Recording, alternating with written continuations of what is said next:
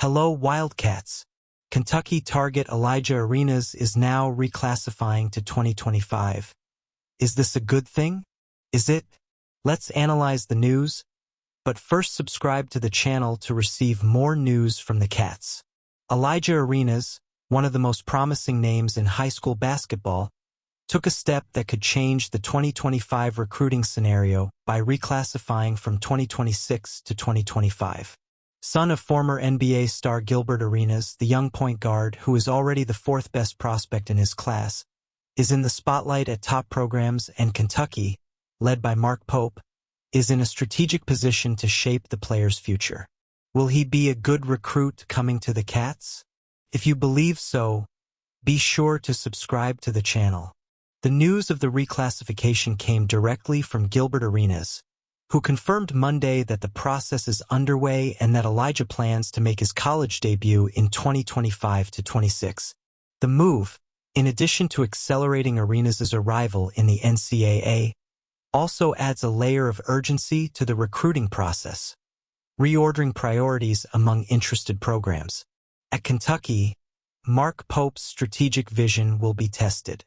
With an already robust 2025 class that includes 5-star point guard Jasper Johnson and 4-star Caden Lewis, the addition of Arenas could create intense competition but also raise the talent level on the roster.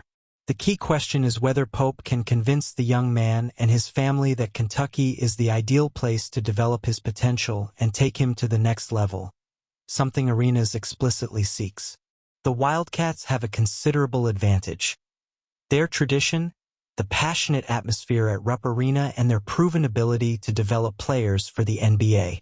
Arenas, who values an energetic crowd and an environment that fosters his development, could benefit from Kentucky's legacy of turning raw talent into professional stars. However, the competition will be fierce. Arizona, where Gilbert Arenas made his name before joining the NBA, and Louisville, where his sister Izela is on the women's basketball team, have strong emotional and logistical arguments to lure the youngster. In addition, Elijah's visiting schedule already signals interest from other top options. Arizona and UCLA have already hosted the player, and the family connection could be a determining factor for Tommy Lloyd's Arizona program. With Louisville, the possibility of a closer bond with his sister shouldn't be ruled out either. Still, Mark Pope's ability to provide Arenas with a clear and competitive plan could be the difference maker. He has demonstrated his ability to build a dynamic and versatile team, and integrating a talent like Arenas, even on an already crowded court, would be a welcome challenge for a coach with his experience.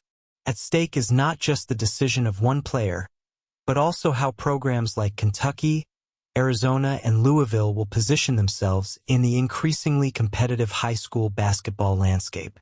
The race for Elijah Arenas is on, and Mark Pope, with his tradition and strategy, is exactly where he wants to be, building a different and competitive team. And there's more on football.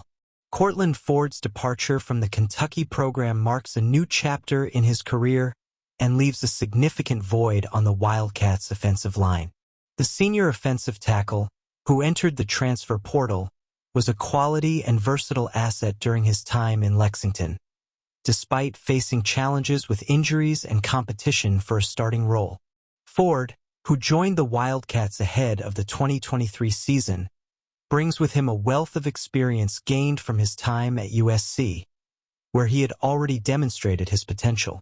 During his Kentucky career, he played in 15 games, 2 starts, and performed remarkably in pass protection, allowing 0 sacks on 132 blocking snaps. These numbers highlight the player's technical ability and consistency, even in a supporting role.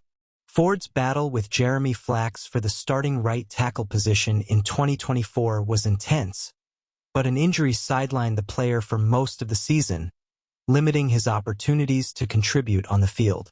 The hiatus was yet another chapter in a college career marked by promising moments that were cut short by physical setbacks, including injuries at USC and a bout with mononucleosis. Since his high school days in Cedar Hill, Texas, Ford has been a sought-after prospect, attracting offers from elite programs such as Georgia, Alabama, and LSU. He has been recognized for his excellence with accolades such as Prep-Star All-Central Region Second Team and All-District 7-6A First Team. These accomplishments have cemented his reputation as a talented and promising offensive lineman.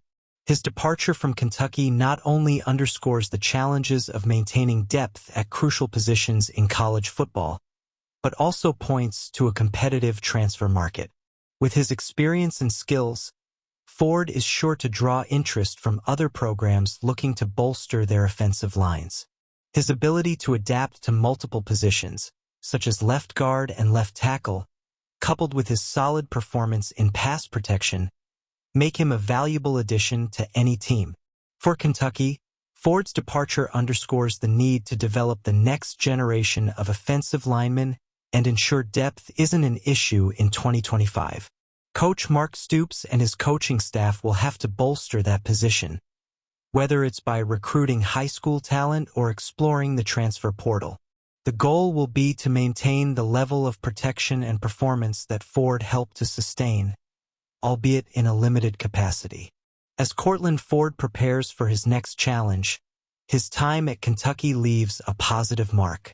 He demonstrated resilience, professionalism, and skill, even under adverse circumstances. Good luck to the guy. Now it's up to the Cats to adjust this roster with new recruits and whoever stays.